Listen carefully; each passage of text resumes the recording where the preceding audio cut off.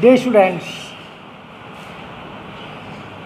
सबसे पहले कक्षा 9 का जो सिलेबस इंग्लिश का बदला गया है उसके बारे में थोड़ा सा मैं आपको बता दूं कि हमारा पेपर का पैटर्न क्या रहेगा, जिससे हमें तैयारी करने में किसी प्रकार की असुविधा न हो। तो हमारा पेपर जो है वो इस बार वही सेक्शन ए और सेक्शन बी वगैरह में बटा हुआ होगा, जिसमें सबसे पहले एक रीडिंग सेक्शन होगा जिसमें एक लंबा सा पैराग्राफ दिया हुआ होगा, जिसमें 2 छोटे क्वेश्चन जो 6 नंबर के होंगे और 2 क्वेश्चन वोकेबलरी बेस्ड, यानी जैसे कि वर्ड मीनिंग या उसका अपोजिट मीनिंग या कुछ और लैंग्वेज संबंधी प्रश्न पूछे जा सकते हैं, वो भी 2 क्वेश्चन होंगे। तो इस प्रकार से हमारा ये सीन पैराग्राफ या अनसीन पैराग्राफ जो है वो 10 नंबर का होगा। इसके बाद लेटर या एप्लीकेशन 4 मार्क्स की होगी और एक पैराग्राफ लिखने के लिए या कोई रिपोर्ट या कोई आर्टिकल या जैसे कि एस्से वगैरह ऐसा कुछ आपको दिया जाएगा जो 6 नंबर का होगा। इसके अलावा ग्रामर पोर्शन में पार्ट ऑफ स्पीच यानी सही क्रम में लिखना, टेंस और direct indirect article, active voice passive voice आदि जो है और पंक्चुएशन रीऑर्डरिंग आदि दी जाएगी। ट्रांसलेशन जो पहले कम की थी इस बार 1 नंबर की बढ़ा दी गई है। एक छोटा सा पैसेज आपको दिया जाएगा जो 5 अंक का होगा। ये तो रहेगा आपका इस तरह से पेपर का ग्रामर पोर्शन। दूसरा हमारा पार्ट आता है लिटरेचर का। लिटरेचर में इस बार जो हमारी पहले बुक लगी हुई थी वो नहीं है, अब उसके स्थान पर एनसीईआरटी की बुक्स बिहेव इस वर्ष आई है। और मैं आपके ज्ञान के लिए बता दूं, हमने यहाँ पर इस बार इस पुस्तक को एक्टिव इसी तरह प्रकाशन की बुक को रखा है जो आप खरीद सकते हैं, जिसमें प्रोज होगी। प्रोज से 2 शॉर्ट क्वेश्चन पूछे जाएंगे जो 4 नंबर के होंगे। फिर एक लॉन्ग क्वेश्चन पूछा जाएगा, वह भी 4 नंबर का होगा। जो पहले 2 क्वेश्चन हैं वो आपकी बुक है, उसमें पैराग्राफ दिया होगा और उस पैराग्राफ से 2 प्रश्न पूछे जाएंगे जो 4 अंक के होंगे। इसके बाद 2 शॉर्ट क्वेश्चन पूछे जाएंगे, वो भी 4 अंक के होंगे और एक लॉन्ग क्वेश्चन पूछा जाएगा, वह भी 4 अंक का होगा। प्रोज से ही या तो मैच द वर्ड्स पूछे जा सकते हैं जो 3 नंबर के होंगे। इस तरह के पेपर्स में पहले भी आते थे। हमारा दूसरा पार्ट इसका रहेगा पोइट्री का, यानी पोएम्स हैं जिसमें उसमें से एक पैराग्राफ दिया होगा, क्वेश्चन आंसर छांटने के लिए होंगे और वे क्वेश्चन आंसर 4 अंक के होंगे। साथ में ही पोएम का सेंट्रल आइडिया या याद की हुई पोएम जो आपकी उस पुस्तक में दी हुई हैं, कोई भी एक पोएम जितनी पंक्तियाँ पूछी जाएंगी, 4 लाइन भी हो सकती हैं, 8 भी हो सकती हैं, तो वो भी आपको याद करनी होंगी। दोनों में से एक होगा जो 4 अंक का होगा। इसके अलावा हमारे पास अगली पुस्तक का जो पार्ट है इसका वो है मोमेंट्स, जिसमें सप्लीमेंट्री रीडर होगी।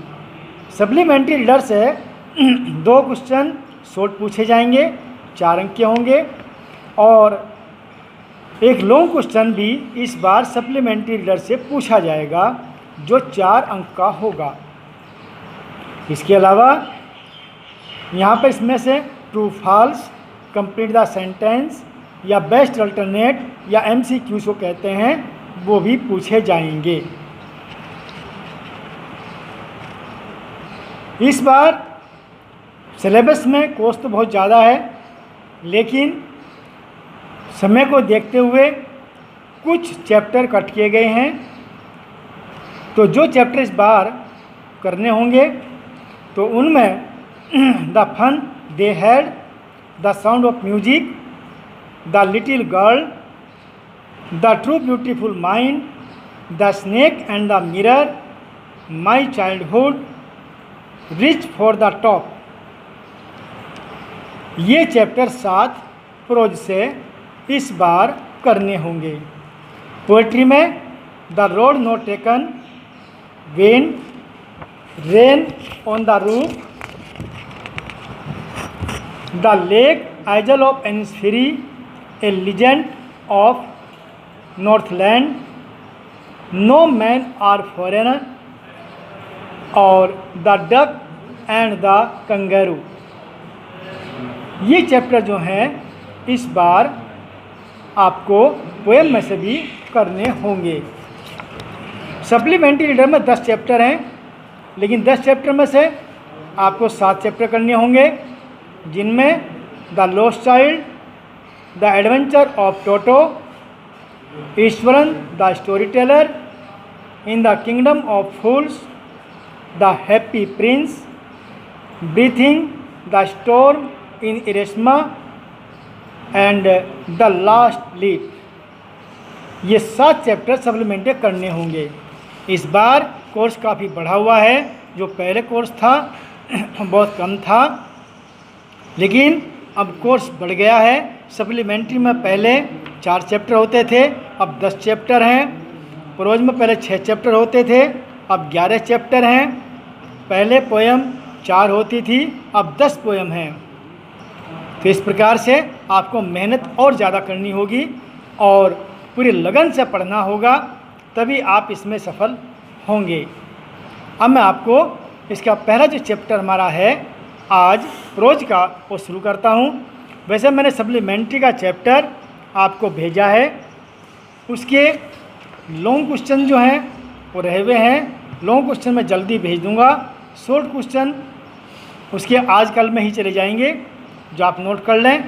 और इससे पहले मैं प्रोज का चैप्टर शुरू पढ़ाऊँगा थोड़ा सा, फिर इसे भेजूँगा। उसके बाद में काम काफ़ी है, इसलिए आप पूरे ध्यान से और मेहनत से अपना काम करें।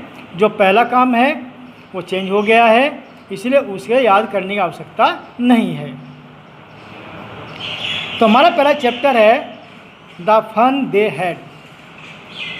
ये चैप्टर एक ऐसा भाग है जिसमें एक ऐसी कल्पना की गई है कि भविष्य में लोग किस तरह से देखेंगे, क्या स्कूल जो आज हैं उसे भविष्य में चल कर के बच्चे कैसे सोचेंगे उनके बारे में।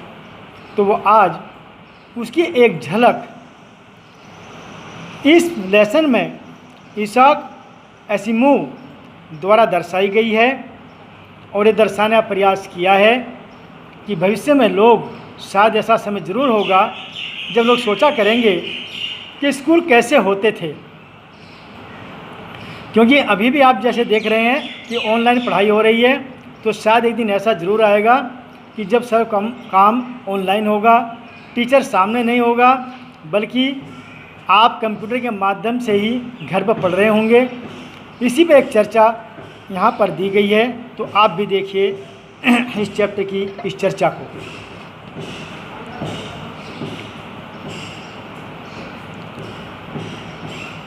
मार्गी even wrote about it that night in her diary. Margie ने अपनी डायरी में उस रात इस प्रकार से लिखा, ऑन द पेज हेडेड 17 मई 2157। उसने अपनी डायरी में सबसे ऊपर 17 मई 2157 डालकर ये लिखा, और सी रोट, उसने लिखा, today Tommy found a real book. आज टॉमी को एक वास्तविक पुस्तक मिल गई। यानी कहना तात्पर्य है कि बच्चे शायद ये भूल जाएंगे कि पुस्तक कभी ऐसी होती थी जिस पर छपा हुआ होता था। तो आज टॉमी को एक किताब अचानक मिल गई। तो यहाँ पर मार्गी ने अपनी डायरी में उसी के बारे में लिखा है, it was a very old book. यह पुस्तक बहुत पुरानी थी। मार्गीज grandfather once said that when he was a little boy, his grandfather told him that there was a time when all stories were printed on papers. मार्गी के दादा ने एक बार कहा था कि जब वह छोटे बच्चे के रूप में थे तो उनके दादा ने उनको बताया था कि एक समय वो था जब सारी किताबें कागज़ पर या सारी कहानियाँ कागज़ों पर अंकित हुआ करती थी। They turned the pages which were yellow and crinkly. उन्होंने उस पुस्तक के पन्नों को पलटा जो बिल्कुल पीले पड़े हुए और सलवटदार थे, उनमें सलवटें पड़ी हुई थी। And it was awful funny to read words. और उनको पुस्तक जो शब्द थे उनको पढ़ना बहुत ही मजाकपूर्ण तरीके से भद्दापन था। That stood still instead of moving the way they were suppose to. क्योंकि वह उनके बजाय जैसे कि आजकल के जो शब्द हैं वो चलते रहते हैं स्क्रीन पर, उनकी अपेक्षा बिल्कुल स्थिर थे। On A screen you know, जैसा कि तुम स्क्रीन पर आज देखते हो, जैसा तुम स्क्रीन पर आज देखते हो, क्योंकि आजकल किताबें ऑनलाइन उपलब्ध हैं, उसके अक्षर आप जैसे चाहें घुमा सकते हैं स्क्रीन पर, लेकिन किताबों के जो वर्ड्स थे वो अपनी जगह स्थिर थे। And then when they turn back to the page before, और जब वे वापस उस पन्ने पर पलटने के साथ में आगे बढ़े तो it had the same words on it. तो उन्होंने वैसे ही शब्द उस पर फिर देखे that it had when they read in the first time. उन्होंने उन शब्दों को इस प्रकार से देखा जैसा कि उन्होंने पहले की तरह देखा था। कहना तात्पर्य है कि वो पन्ने जो थे उनमें एक और शब्द छपे हुए थे, जो दूसरी तरफ पलट करके देखा तो उस पर भी शब्द उसी प्रकार से छपे हुए थे। मार्गी ने अपनी डायरी में रात के समय इस बारे में लिखा। 17 मई 2057 में अपनी डायरी के ऊपर सबसे ऊपर पेज पर लिखा कि आज टॉमी को एक वास्तविक पुस्तक मिल गई। यह पुस्तक बहुत पुरानी थी। मार्गी के दादा ने एक बार कहा था कि जब वह छोटा ही था तब उसके दादा ने उसे एक बार बताया था कि एक बार वह समय था जब सारी कहानियाँ कागज़ पर अंकित या छपी हुई होती थी। उन्होंने पेज को उस पुस्तक के पन्नों को पलटा जो भी पीले पड़े हुए और सलवटदार थे। उन शब्दों को पढ़ना एक बहुत ही मजाकपूर्ण तरीके से भद्दापन था, जो अभी भी स्क्रीन पर इधर उधर जाते हुए शब्दों की अपेक्षा बिल्कुल स्थिर थे। जब उन्होंने इसके पेज को पलटा और उसी प्रकार के शब्द उन्होंने दूसरी और भी पाए जैसे कि उन्होंने पहले पेज पर पढ़े थे। गी said Tommy, what a waste. When you are through with the book, you just throw it away. अफसोस व्यक्त करते हुए टॉमी ने कहा, अरे क्या, व्हाट ए वेस्ट, अरे क्या समय बर्बाद करना, बेकार की चीज़ है ये। व्हाट ए वेस्ट, क्या बेकार की चीज़ है। When you are through with the book, जब तुम इस किताब को पढ़ लो तो you just throw it away, इसे दूर फेंक देना। जब तुम इस पुस्तक को पढ़ लोगे तो तुम उसे दूर फेंक दोगे। आई गैस, क्योंकि मेरा ऐसा अनुमान है या मैं ऐसा मानता हूँ, our television screen must have had a million books on it. अरे हमारे टेलीविज़न की जो स्क्रीन पर असंख्य अर्थात 1 मिलियन पुस्तकें होंगी। इट्स गुड फॉर प्लेंटी मोर। और इससे भी अच्छी बात यह है कि उनसे कि I would not throw it away. वो कहता है कि ठीक है, ये तो अच्छी बात है, लेकिन मैं इसको नहीं फेंकूंगा। आश्चर्यचकित करते हुए टॉम ने कहा, अरे कितने बेकार की चीज़ है, जब तुम इस पुस्तक को पढ़ लोगे शायद तुम इसे दूर फेंक दोगे।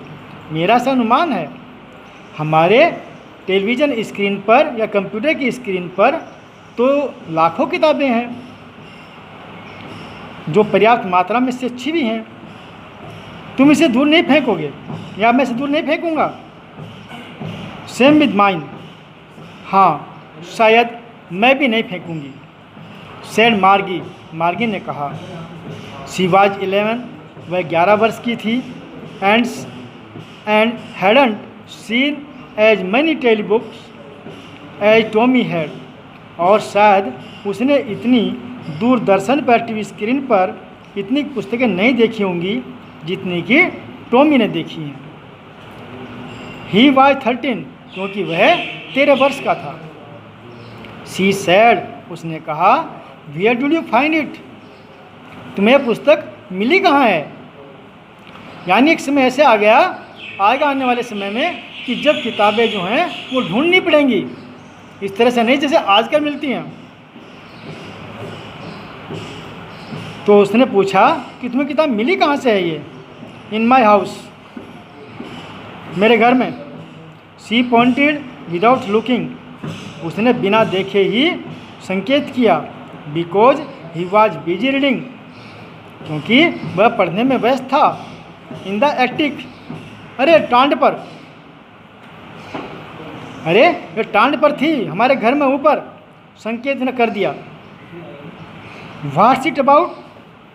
ये किस विषय में है। स्कूल। स्कूल के विषय में है। ये पुस्तक स्कूल के विषय में है। यानी वो समय आ गया कि जब पढ़ाई का कार्य स्कूलों की बजाय घर पर ही होने लगा और किताबें एक अतीत की वस्तु बन गई। इसलिए इस डायरी में 2157 साल की बात, यानी आने वाले लगभग 150 साल के बाद की बात जो है इसमें की जा रही है। मार्गी वाज स्कॉनफुल। मार्गी को थोड़ा सा महसूस हुआ या थोड़ा सा नफरत की भावना हुई। स्कूल, आप स्कूल की बात करते हैं। What's that to write about school.